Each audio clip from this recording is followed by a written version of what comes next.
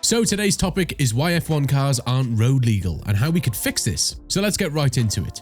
It should come as no big surprise that Formula 1 cars are designed to perform in very specific conditions, on specially designed tracks with certain types of surfaces, with tyres that last for only a few miles, and with loudness levels that are incomparable to any other road car. They are always pushed to the limit, and that's what keeps them functioning and stable. As we know, these cars are built by the best car engineers in what is often referred to as the pinnacle of motorsport. So having a car capable of doing everyday trips on normal roads is certainly not in the designer's interest, hence why Formula 1 cars are illegal to drive on public roads. But how could we fix this? And how could we make the experience of driving this kind of car in the morning traffic not dangerous, or even perhaps pleasant?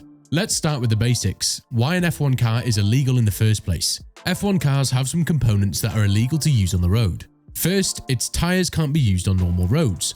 Not only because they work at extremely high temperatures not reachable by driving slowly and safely, but because they lack any kind of tread pattern, meaning a slick tyre in the rain would be unsafe and the reason why in most states they are deemed illegal.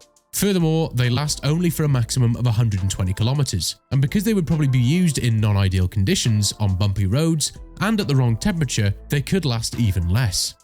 Then, an F1 car lacks a windshield, and it is currently illegal to drive without it pretty much anywhere, so that would need to be changed out for an IndyCar-style cockpit. The exhaust would also need to be modified a lot since it makes much more noise than what's legal. Nowadays, the limit is around 70 to 80 decibels, just under what a vacuum cleaner produces. While this kind of car easily produces over 140 decibels, just as much as a plane taking off, and considering that this is not a linear scale, Formula 1 cars make more than double the legal limit.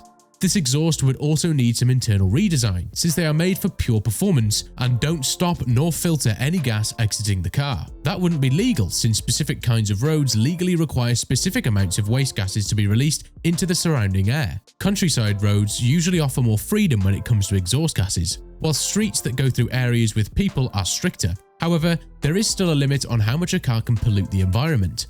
And a Formula 1 car surely breaks this law. The brakes would also need to be completely changed, because as both the rotors and the pads are made from carbon fiber in this type of car, their operating temperature is about 400 degrees C, which is simply not reachable with normal driving on the road, meaning they would have to be changed out for some iron or ceramic disc brakes. Further explaining how much an F1 car is built differently from your normal daily drive, the suspension would need to be changed, and the ride height increased so that these cars wouldn't get stuck on speed bumps or in potholes. Lastly, the most important thing is that they don't have the standard 2 license plates or a place to put them. So, building a road-legal F1 car is pretty much impossible without losing its core essence. But say you have all the spare parts, long-lasting threaded tyres, a place to put your license plates, a way to increase the ride height, and you manage to add turn signals and lights, would it still be fast and fun just like a real F1 car? To answer this, we need to look back a few years to the 1997 Lola F1 team. The team was sponsored by MasterCard in its first season, but when the two cars failed to qualify in the first race in Australia because they were too slow, the credit card company decided that it would no longer be a partner with the team. So they couldn't race in either that race or any other one because the team went bankrupt. As a result, the Lola engineers were left with the parts made for the season they didn't race in, so they used them and tried to make a road-legal F1 car. They swapped the engine for a less powerful but more reliable one, changed the gearbox, increased the ride height, added some things, and the car was ready. And if you look at it, it's not really appealing. The big wheels look odd on the small, older style chassis, the cockpit is a complete mess of buttons and levers, and those lights. I would prefer getting punched rather than using those lights. So yeah, the results are pretty disappointing. The car was later sold at an auction for less than 85 grand.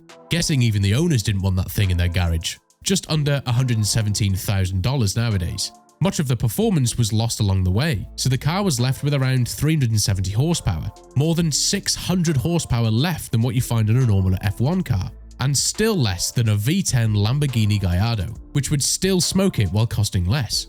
So, at the end of the day, what can we learn from all this?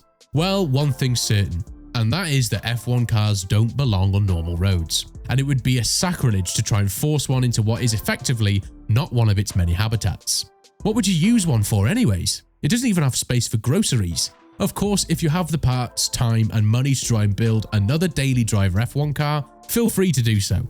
But I don't expect anything more than what you can currently buy with the money you're using for this project. I think it would be more worth spending that cash on a track day with a real F1 car to see how it performs. But you're free to do whatever you want. Also, if you do end up building a road legal Formula 1 car, it's only fair if you give the entire F1 race team a free ride, as a thanks for the inspiration. So, what do you think? Can and should F1 cars be modified for everyday use? Are the regulations surrounding normal cars too strict, or are they fair?